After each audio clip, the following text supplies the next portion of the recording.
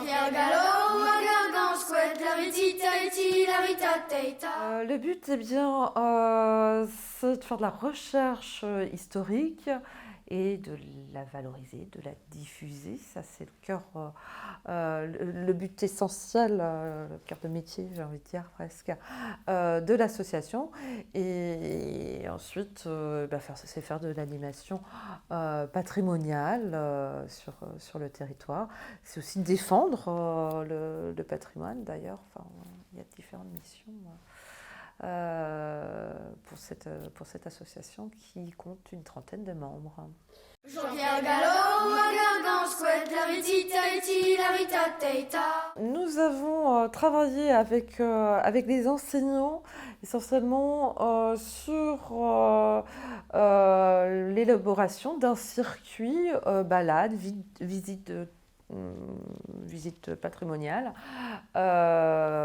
sur les pas de Louis Le Hirez, à Querog, sur le secteur de Querog, sur le littoral de Querog. Voilà, en s'appuyant sur l'existence, sur les éléments qui nous permettent d'aborder l'histoire du port, ancien port de pêche, et puis d'aller au-delà sur des vestiges de notre passé aussi. Voilà. Jean-Pierre Gallo, Guingamp, Squat, la ritita, la ritata. Elle ne travaille pas souvent avec un public jeunesse, donc ça c'est un point très positif. Voilà, d'adapter aussi un propos historique à un jeune public. Donc ça c'est un travail aussi.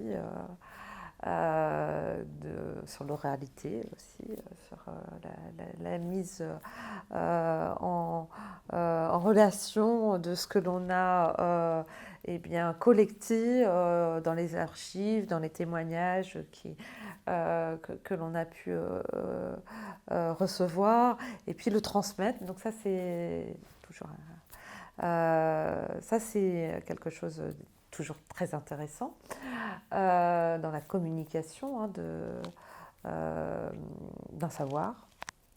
Et travailler en réseau aussi avec Amzer Nevy, avec le collège de la ville, avec une école primaire, avec une artiste. Voilà, c'est toujours enrichissant.